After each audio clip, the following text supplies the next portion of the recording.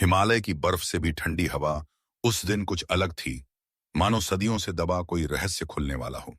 पर्वतराज हिमवान की पुत्री, जो अब तक दुनिया के सामने केवल एक शांत, सरल और हंसमुख बालिका के रूप में जानी जाती थी, उस दिन अचानक बदल गई। वह केवल जन्म से देवी नहीं थी, उसके भीतर कोई ऐसा बीज था जो किसी अज्ञात प्रकाश की ओर बढ़ रहा था। उसे संसार नहीं, मौन पसंद था। फूलों से खेलते हुए भी वह हवा की गति को सुनती, चांद को देखती और सोती नहीं। बस खो जाती एक रात, जब पूरा राज्य सो रहा था, वह महल की छत पर बैठी आसमान को निहार रही थी। उसे लगा जैसे किसी ने उसे पुकारा हो। कोई आवाज नहीं, पर एक एहसास था जो उसके दिल के भीतर उतर रहा था। उसने आंखें बंद की तो उसे केवल शून्य दिखाई दिया, पर उसी शून्य में उसे एक झलक मिली। एक अलौकिक, शांत, अग्नि से भी उज्जवल, पर न जलाने वाली ज्योति। उसे समझ नहीं आया यह कौन है, पर उसका हृदय कांप उठा। उसी क्षण उसके भीतर एक अनुभूति जागी, मानो वह किसी को पहचानती है जिसे उसने कभी देखा नहीं। समय बीता और वह बड़ी हुई, पर मन में वह छवि गहराती गई। वह किसी मानव से नहीं, उस अदृश्य मौन से प्रेम करने लगी। एक दिन उसकी सखी ने पूछा, किसे देखती हो?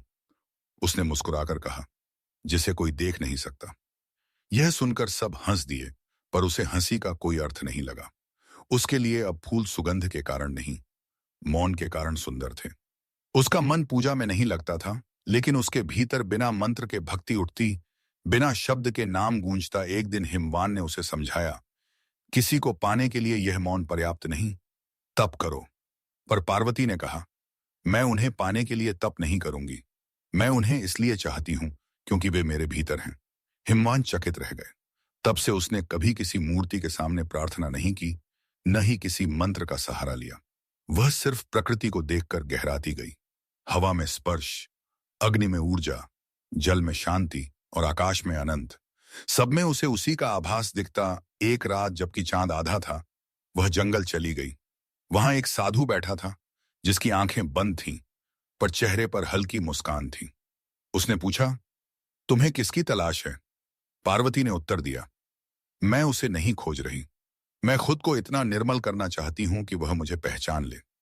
साधु ने आंखें खोली और बोला, तो तुम खोज रही नहीं, प्राप्त हो रही हो। यही शिव मार्ग है। पार्वती ने तप शुरू किया, पर उसका तप कठोर नहीं था। वह भूखी रही, पर भूख से नहीं लड़ी। वह ठंड में रही, पर ठंड को स्वीकार कर लिया। उसने पीड़ा को रोका नहीं, उसे समझा। समय ने उसके शरीर को सूखा, पर उसके भीतर की चेतना चमकने लगी। वह तप में नहीं, साधना में बदल गई। उसकी शक्ति क्रोध से नहीं, भक्ति से जागी। सालों बाद जब शिव प्रकट हुए, वह किसी राजा की तरह नहीं, शांत की तरह आए। उन्होंने कोई प्रस्ताव नहीं दिया, कोई अनुमोदन नहीं। बस कहा, तुम मुझे पाने की इच्छुक नहीं, स्वयं मुझे हो। मैं तुम में था और तुम मुझ में। पार्वती मुस्कुराई। उसने न प्रणाम किया, न कोई शब्द कहा, बस अपनी आंखें बंद कर दी। यही उसका उत्तर था, और यही उसका विवाह। देवी पार्वती की साधना ने संसार को एक नया नियम दिया। शिव को पाने के लिए कठोरता नहीं, पूर्ण स्वीकार चाहिए। भक्ति वह नहीं जो मांगती है, आकांक्षा बस कहती है। भक्ति वह कमी है जो स्वयं को सौंप देती है।